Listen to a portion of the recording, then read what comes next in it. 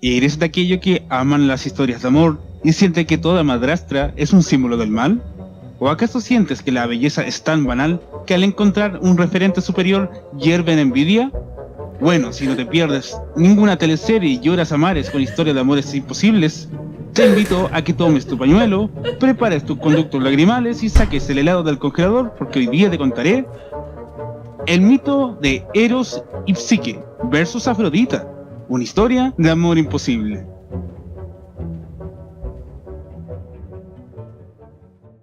Según la historia, inmortalizada por Apuleyo en su Metamorfosis, Psique era la menor y más hermosa de 3 hermanas, hijas de un rey de Anatolia.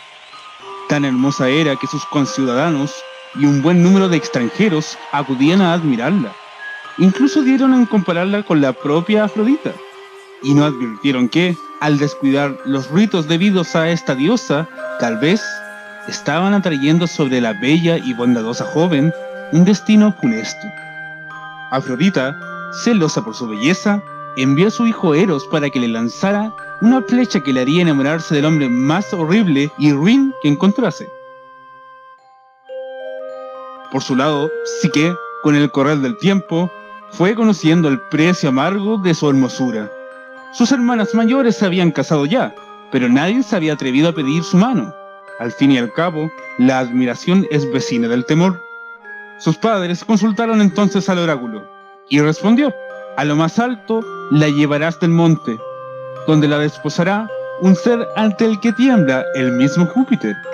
El corazón de los reyes se heló, y donde antes hubo felicidades, todo fueron lágrimas por la suerte fatal de la bella Psique. Ella, sin embargo, avanzó decidida al encuentro de la desdicha. Sobre un lecho de roca quedó muerta de miedo Psique, en lo alto del monte, mientras el fúnebre cortejo nupcial se retiraba. En estas se levantó un viento, se la llevó en volandas y la depositó suavemente en una pradera cuajada en flor. Tras el estupor inicial, Psique se adormeció. Al despertar, la joven vio junto al prado una fuente y más allá un palacio. Entró en él y quedó asombrada por la factura del edificio y sus estancias. Su asombro creció aún más cuando unas voces angelicales la invitaron a comer de espléndidos platos y a acostarse en un lecho. Cayó entonces la noche y en la oscuridad sintió Psique un rumor. Pronto supo que su secreto marido se había deslizado junto a ella. La hizo suya y partió entonces antes del amanecer. Pasaron los días por la soledad de Psique y con ellos sus noches de placer. En una ocasión, su desconocido marido le advirtió: Psique, tus hermanas querrán perderte y acabar con nuestra dicha. Mas añoro mucho su compañía, dijo ella entre sollozos. Te ama apasionadamente, pero querría ver de nuevo a los de mi sangre.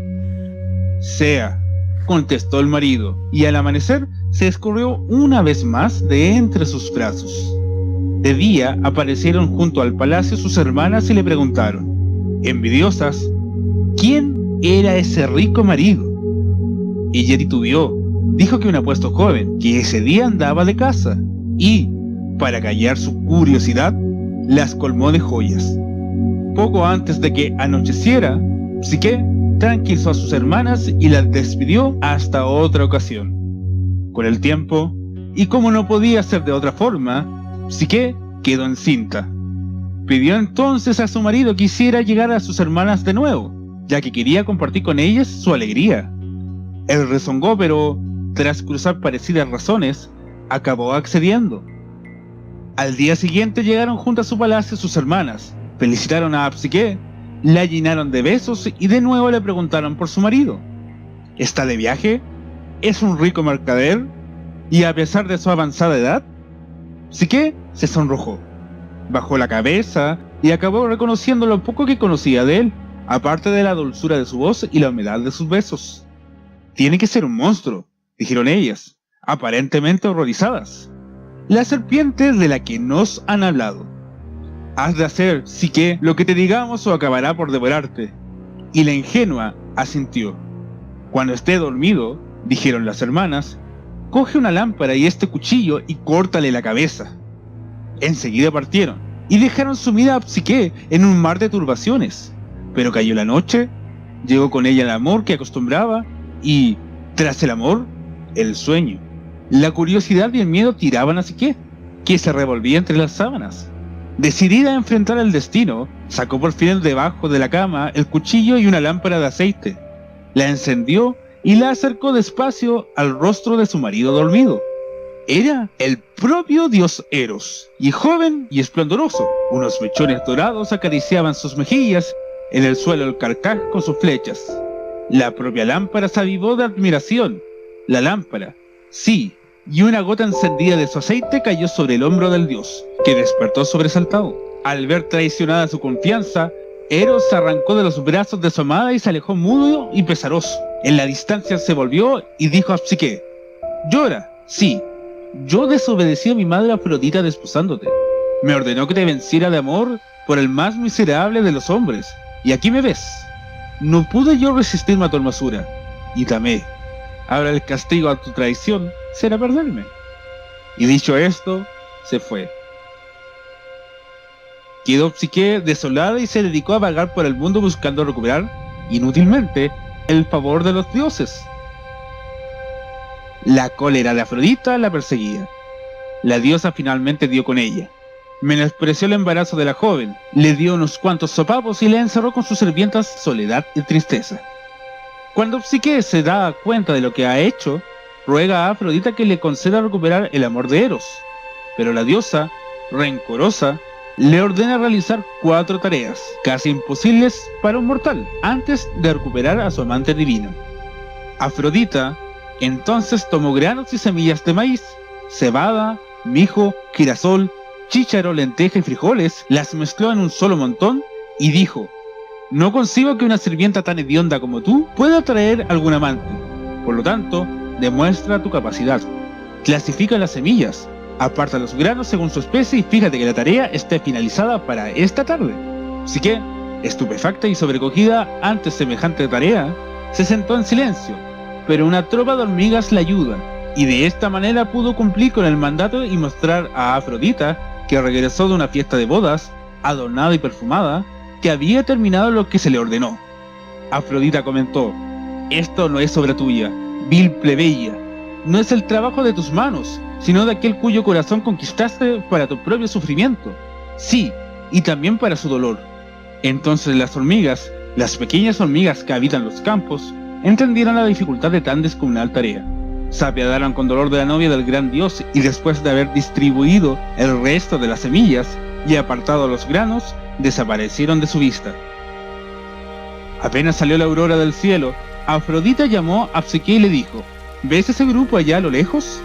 En los bancos de ese brillante río, cuyas profundas aguas corren y desaparecen en las montañas, allí habitan unos carneros cuyos vellones destellan como el brillo del oro, y ningún hombre las cuida cuando crecen.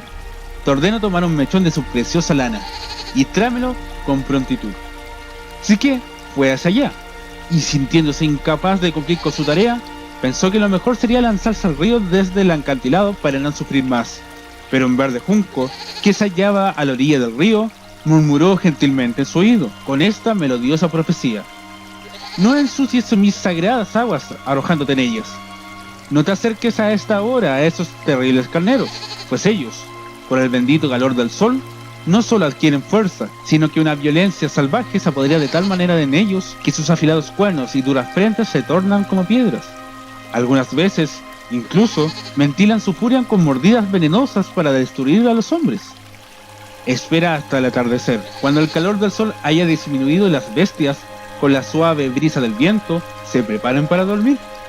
Una vez que los carneros hayan abatido su locura y calmado su rabia, acércate, sacude las hojas de los árboles y de manera indirecta, toma la lana dorada que encontrarás colgando en las ramas por aquí y por allá. Psique, haciendo lo dicho, lo logró.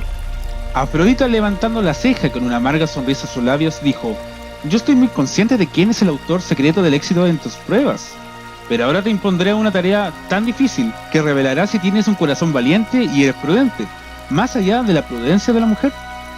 ¿Ves el pico de aquella alta montaña que corona el pronunciado acantilado? De allí brotan oscuras olas que surgen de la corriente de aguas negras. B toma agua helada de la cresta del manantial, de las olas más distantes, y tráela en esta pequeña vasija de cristal. A la brevedad, la amenazó aún más si no lograba su cometido. En este tercer trabajo de Psique, Zeus ha decidido tomar abiertamente partido y acudir a ayuda de su hijo Eros, por lo que le pide al águila que ayude a Psique a obtener lo que quiere Afrodita. El espléndido animal vuela hasta una Psique abatida por la desgracia y le pide que le dé la copa de cristal. Con ella entre las garras, el águila vuela hasta el centro del torrente, inclina la copa hacia las peligrosas aguas y la llena, devolviéndosela luego a Psique, por lo que ésta logra finalizar con éxito la insuperable prueba. Afrodita no soportaba los grandes logros de Psique, así que ideó un último trabajo, y por lo tanto, el más difícil. Entonces, Afrodita se acercó a Psique y afirmó el estrés de cuidar a su hijo, deprimido y enfermo como resultado de la infidelidad de Psique, que además había provocado que perdiese parte de su belleza. Entonces le dijo a Psique que tenía que ir al Hades y pedir a Perséfone, la reina del inframundo, un poco de su belleza que Psique guardaría en una caja negra que Afrodita le dio, ya que la hermosura del inframundo es mortal al tacto humano. Psique entonces subió a una torre, decidiendo que el camino más corto al inframundo sería la muerte, pero una misteriosa voz la detuvo en el último momento y le indicó una ruta secreta que le permitiría entrar y regresar aún estando con vida, además de aconsejarle cómo engañar al perro Cerbero, contentar a Caronte y cómo cruzar los otros peligros de dicho sendero. Siguiendo las indicaciones, Psique apaciguó a Cerbero con un pastel de cebada y pagó a Caronte un óvulo para que le llevase al Hades. Una voz le dijo que le tirase un pastel de cebada, pero ella rehusó. Una vez allí, Perséfone, conmovida por su hazaña, dijo que estaría encantada de hacerle el favor a Afrodita.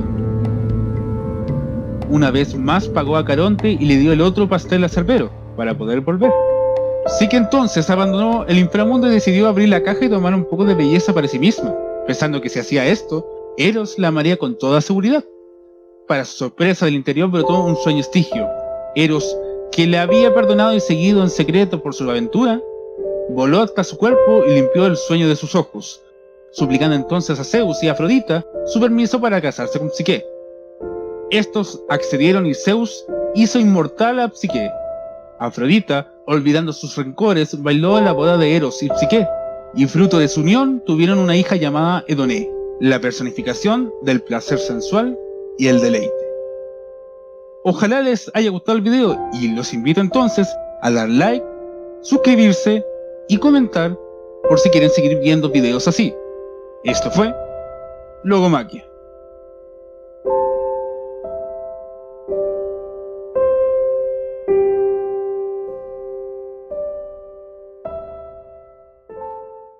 Si te gustó el video, da pulgar arriba y comparte. Subiré videos cada semana. Si te gustó el contenido, puedes seguirme en mis redes sociales, encontradas un poco más abajo en la descripción del video. Y no te olvides, contemplar el pasado para comprender el futuro. Esto fue Logomaquia.